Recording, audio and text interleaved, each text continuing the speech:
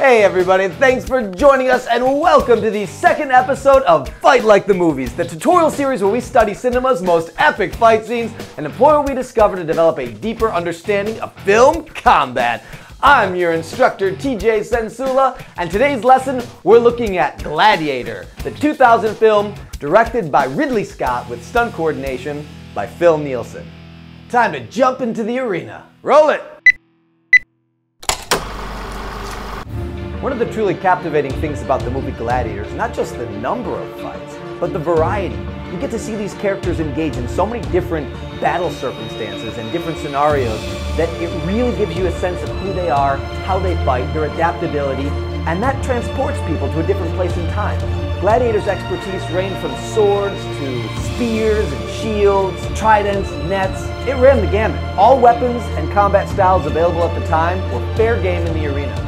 The filmmakers really sought to capture the experience of what it would be like to watch these fights and also to be inside these fights by taking the film from the perspective of somebody actually in the arena. The main character had a background as a soldier, but he learned to stay alive by employing his tactical wit and weapon expertise. The primary weapon, a gladius.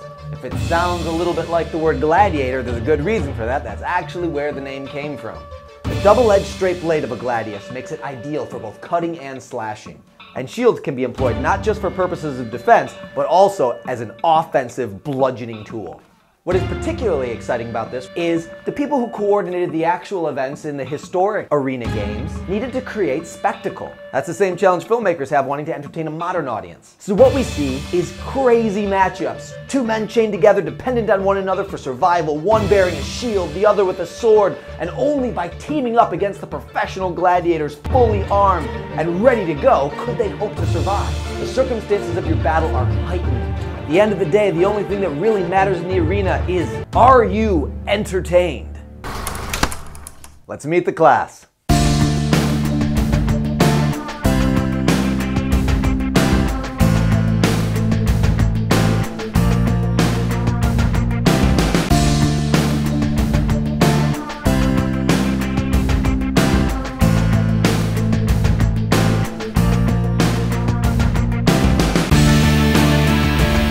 Let's get right into it, and action!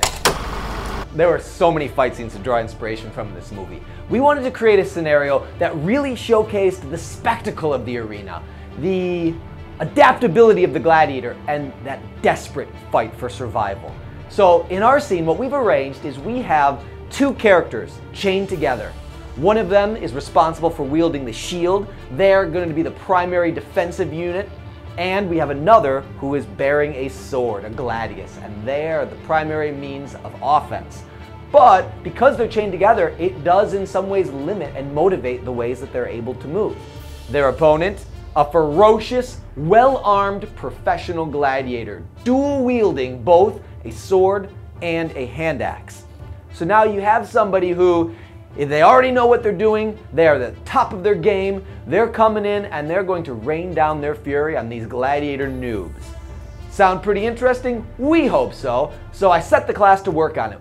The way that we did it was we wanted to coordinate the violence in a way that would be safe. So we started by having the moves learned without any sort of tether keeping these guys together. First, we would coordinate the steps that we would need to take, orchestrate our bodies through the space so that nobody was running into anybody, and set out our paths.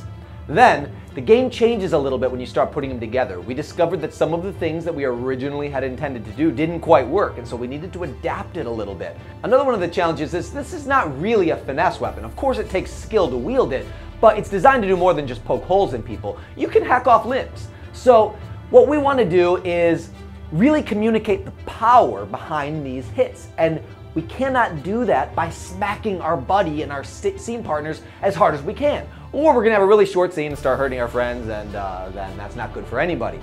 So we need to communicate that power in another way. We cannot energize the weapon. That way it becomes dangerous and unpredictable. We want to energize our body, something that we have control over. So we sink the energy down into our legs, we rotate the torso, and if we need to stop, in the event of some safety concern, we have that ability to do it.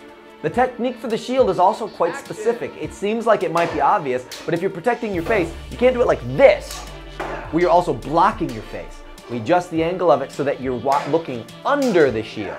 And that's going to protect you in the scene as well as in real life, because it's going to allow you to see the guy coming. Also, this is something not a lot of people know.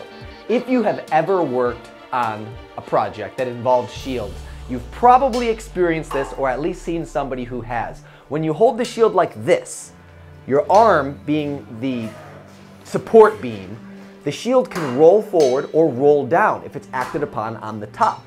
That way, if I had an invisible shield right here, you want to hold your arm at this angle. Now, as the shield rotates, it's rotating into the flesh of your shoulder instead of right into the bridge of your nose. I can honestly say I don't think I've worked on a project that involved shields where somebody hasn't done it. So, word to the wise from somebody who's been there. If you are holding your shield like this and somebody hits it here, they're pushing it right at your face.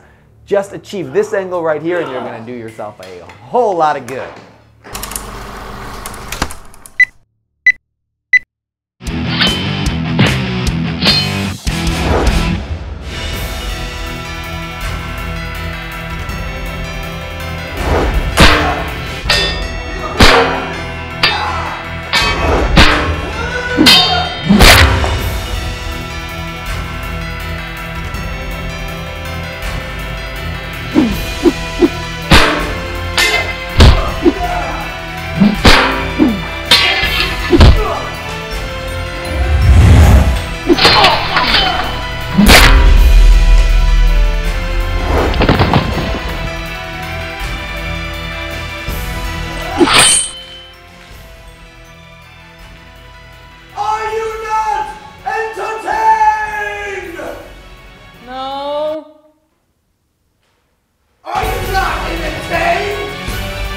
I just said no. Who is that guy? Yeah, hey! Come out! Alright? Seriously, you weren't entertained by that? That was pretty cool, right? That was good.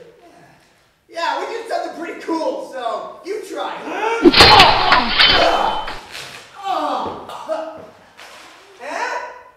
That's better. Oh, what was that for?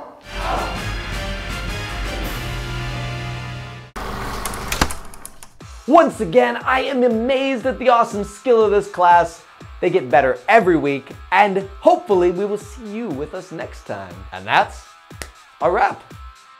If you enjoyed Fight Like the Movies, why don't you click that like button, or better yet, subscribe to the channel. And if you want to stay informed of the latest updates on all things Fight Like the Movies, join our Facebook page, where you won't miss a thing. We'll see you next time. And cut.